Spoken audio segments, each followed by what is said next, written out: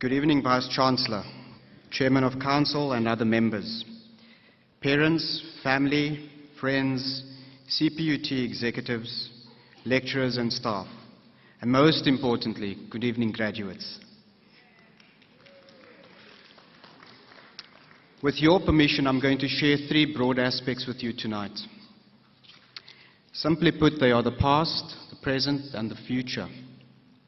So I'm going to get right into the past and tell you a little bit about my story. In the early 1990s, I enrolled for a business qualification at the then-known Pentech, or Peninsula Technikon. So if I refer to it as Pentech, I do apologize. It's a fond memory I have. At the age of 19, I matriculated alongside my friends at Alces River High, and we decided that we were going to join Pentech because they had a really, really good soccer team at the time, and we decided that we'll study some form of business. So I enrolled in the Retail and Business Management course, and back then my dream was to sit in this exact chair that you're sitting in tonight. Some of my lecturers I remember at the time was Mr. Terrace Manis, Hyacinth Adams, and Tanya Peterson. I remember them 18 years later because I think they must have had an impression on me, and I think they may have contributed to kind of where I am today. But I think more importantly, the reality was that it was 2 years post the first democratic election in South Africa, and there were vast opportunities for young students like myself. And one of these opportunities was freedom. And so I experienced freedom in abundance. And in addition to this newly discovered freedom at that age in my life, I also discovered a very well-known tertiary institution card game. I won't mention the name of this card game, but I managed to master it in the cafeteria. I guess simply put, I was drowning in this freedom and all the freedom I had at my disposal. And the bottom line is, I can say to you tonight that I'm a Pentech dropout. So I didn't finish my qualification at Pentech. I kind of ended up with the wrong crowd. I very early in life got in wrong with the wrong priorities in life. And I guess that was kind of where I was at the age of 19. So I dropped out of my first year and I decided to come back the second year and hopefully try and pull my act together. And midway through my second attempt at my first year, midway through, I found myself not excelling again. And so I finally dropped out of the then Pentech.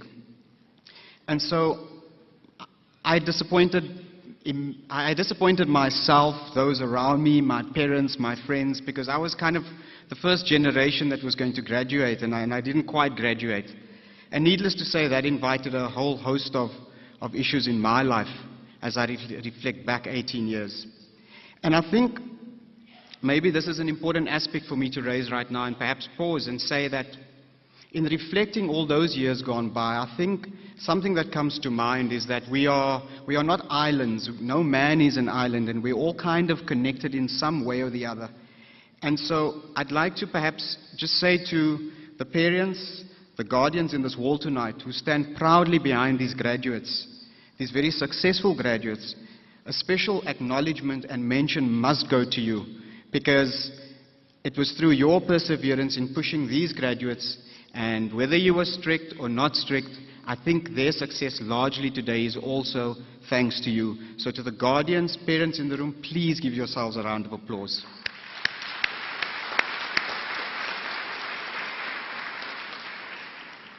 To the graduates in the hall today, I want you to please realize that you did not arrive here on your own. So you are not an island either. Your parents, your guardians, they've been instrumental in your success. They stood by you throughout your late nights, assignments, and so on and so forth. So I hope that when you get your first paycheck, you're going to treat them to a very special meal or a very special gift. I'm going to go back to a little bit of my past, and in the interest of time, I'm going to skip a few chapters of my life. But I think the important aspect is, when I had hit rock bottom after dropping out of my second year, or my first year, a friend of mine came to my rescue and he arranged a job for me. And I think the important aspect here is that sometimes all we need in life is a second chance and someone who believes in you no matter what your circumstances are. So indeed, my friend was there for me, and he arranged the job for me as a contact center agent in a software development company, and that was my entry point into the IT business. Reflecting on this lesson, I'm pleased to tell you that I got myself out of that pickle, and I reflected on my mistakes in life. I did something positive about it. I surrounded myself with good people. I changed my attitudes towards life. I worked really hard. In my early 30s, I embarked on adult learning. I'd been married then with 2 kids, and I had a career. It was really, really tough for me.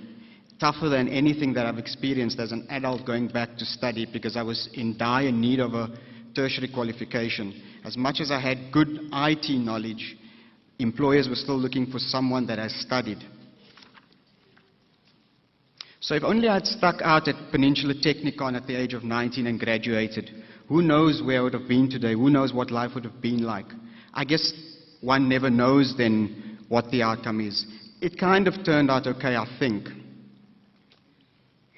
I was fortunate enough to have very special people in my life who believed in me, who stood by me.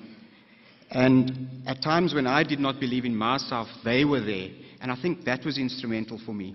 So in a nutshell, my education, coupled with my high work ethic, kind of opened doors for me. And I'm in a very fortunate space today because I love my job and I love what I do. And I don't know how many people out there actually love what they do. I get out of bed very energetic in the morning, wanting to make a difference.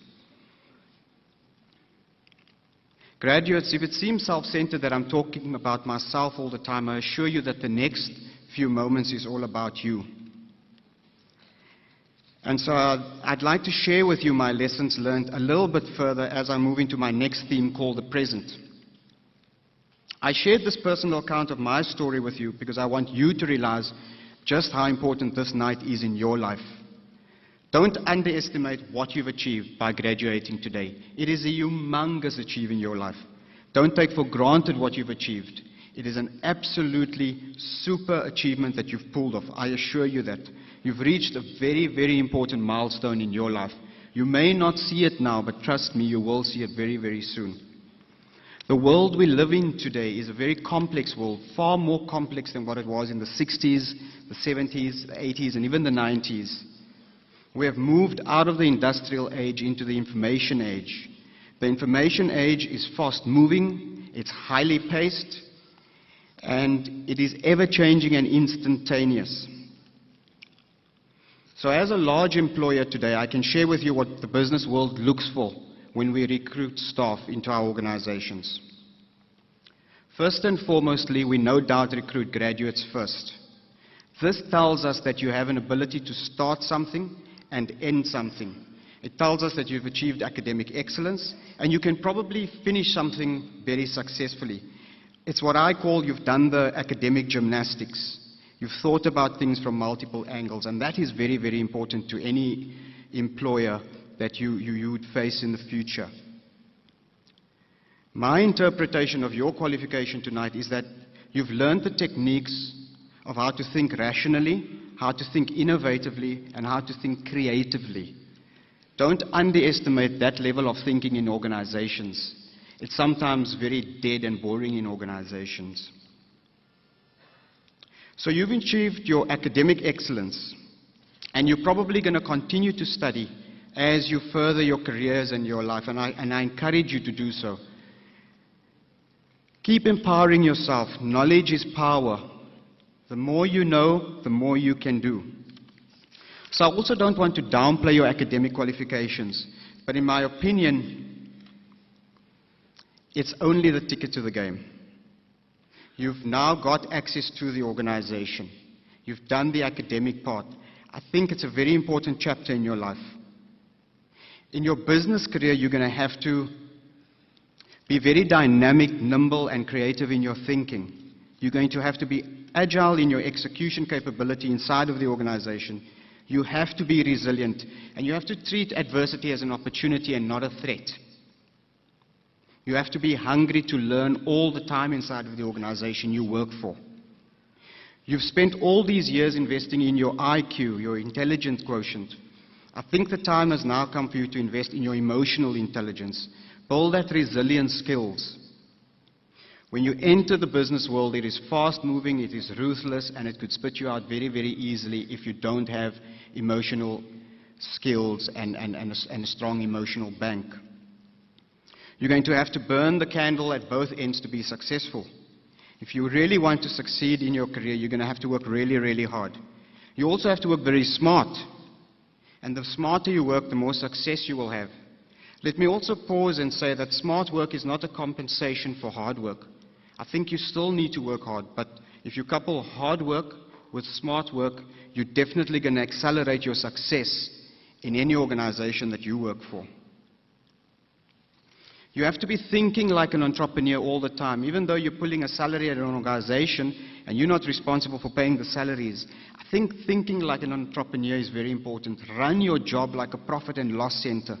Wastage and all of those good things that erode profits is humongous, and you can make a material difference by adopting an entrepreneurial mental model in your jobs one day. Surround yourselves with the movers and the shakers in the organization and become a trendsetter, not a follower. Don't go to work and just draw a salary. Challenge the status quo in the organization. As you enter these organizations that have been doing things for X amount of years, question why things get done that way, and think about how you can better the processes internally inside of the organization you will join. Above all of this, do this in a constructive, sophisticated manner and in a calculated manner. Don't do this in an arrogant fashion as the newbie that enters the organization with your qualification. You may find yourself at a very bad end of your work experience.